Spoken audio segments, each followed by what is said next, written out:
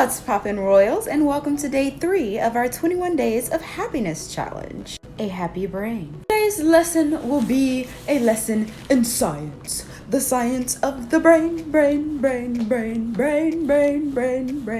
science of the brain.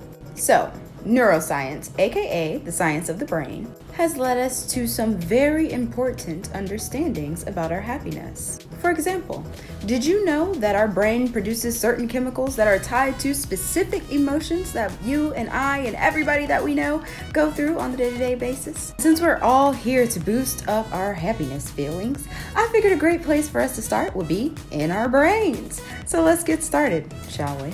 Let's start with dopamine, which is one of the most well-known. Dopamine is the reward molecule, and it fills your brain with pleasure. Now, without enough dopamine in your life, you can suffer from low motivation, procrastination, which by association is a self-hate crime, which can all blossom and bloom into a full-blown clinical depression. Did I mention inhibition? Now, I have a grand life hack for this whole system. To enhance your body's natural ability to be happy and well, all you gotta do is give yourself more than enough opportunities to be rewarded. Reward yourself, honey, when you deserve it, honey, and you always deserve it, honey. But let's dig a little deeper on just how you can do it, honey. To give yourself more opportunities to reward yourself, you can start by breaking down your task into smaller goals. This way you can start to feel a little bit more accomplished with each step. And start to praise yourself for goals that you've already accomplished. I know it might not be easy at first and you might not be comfortable with it, but this is why we worked on that self-love, babies.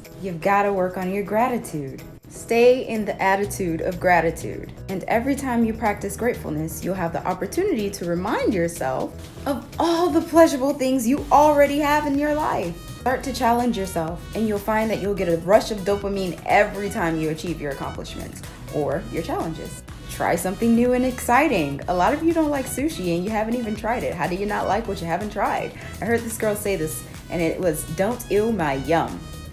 Listen, it was pretty cool and it stuck with me. Learn a new skill, try a new sensation. There's tons of ways for you guys to get into. So get into it. Next up is oxytocin, and I know you guys see I'm dressed in lingerie. The rest of this will be for ages 18 and up. Parents, you can teach your children what I teach you on a safe level. That is up to you. But once we start talking about oxytocin, I am not talking to the children anymore, okay? So from now on, this lesson is 18 and up. This is your disclaimer. I have told you, I don't want anybody's parents in my DMs.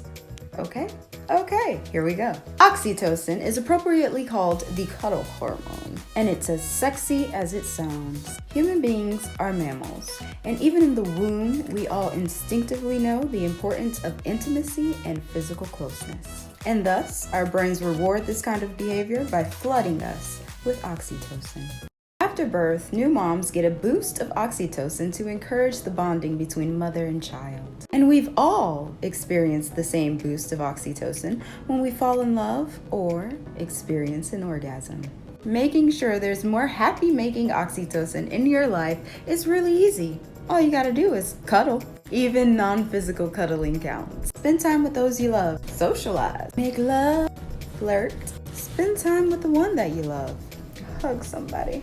And even cuddling your pet or talking to your plants helps. And for the record, if your pet is also a mammal, they will probably also be down for that extra oxytocin boost. It feels good, y'all. So feel good. And help them feel good too. Make room for more skin-to-skin contact for social bonding. Next on the list is serotonin. Serotonin is another neurotransmitter that plays a very complicated role in regulating our feelings of happiness. Good moods, confidence, and well-being all come from having healthy levels of serotonin. You can increase your serotonin levels by practicing healthy self-talk or positive self-talk, like we did yesterday with your mirror work. You do deserve to be happy right now. Yes, right now. You can do affirmations. You can even just surround yourself with nature regularly. Take a trip to the park. We outside, y'all! Next up are endorphins, which are most commonly associated with exercising. But you also get dopamine from exercising, just so you guys know, and serotonin. This is because your body releases them to ease the pain of the workout, while your body is also releasing lactic acid, which is causing the pain of the workout. Anyway, push yourself physically, be a little adventurous, and your endorphins will be there, giving you that thrilled feeling of accomplishment that you deserve, honey. Naturally, orgasms are also associated with endorphins. And I obviously don't need to tell you guys that orgasms make people very happy. But y'all know I gotta keep it real with you. It ain't all sunshine and rain, bows. Because there is some rain though. There are negative hormones and neurochemicals as well. Adrenaline is a hormone that thrusts your body into action, preparing you to deal with stress. However, if that stress is prolonged, too much adrenaline can cause damage. It can lead to exhaustion and fatigue. You're gonna be super tired. Another stress hormone is cortisol, aka the fear hormone, which when chronically raised, undermines your immune system, y'all, and seriously messes up your mood. Taking care of your brain is not much different from taking care of your body in general. A relaxed, well-nourished brain will always find being happier easier. However, be aware that hormonal balances and subsequently your whole mood can be affected by your internal factors, such as puberty, PMS, menopause, or metabolic or hormonal diseases. Today's challenge is for you to make sure that you are giving your brain the right physiological help that it needs for you to be happy. Make sure you sleep well, minimize stress, eat a healthy diet full of nutrients, and see how you can increase those feel-good hormones on the daily basis. That said, I have another bonus challenge for you guys today. Yes, I do. Remember earlier when we were talking about cortisol, the fear hormone? Well, turns out when you wake up in the morning, cortisol is at its highest levels, thusly making you scared for absolutely no reason at all. But that's okay. I'm here to help. So for your bonus challenge, I am challenging you guys to wake up just a little bit earlier in the morning so that you can get in a 25-minute workout. And guess what you're gonna be doing? Yeah, I can hear my smart ones in the back. You're gonna be producing those endorphins, that serotonin, and that dopamine to fight off that fear that you have for absolutely no reason.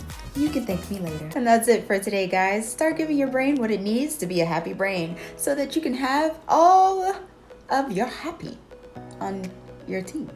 You know what I mean? Give your brain what it needs to be happy so you can be happy indeed. Love and growth, Queen T. Bye.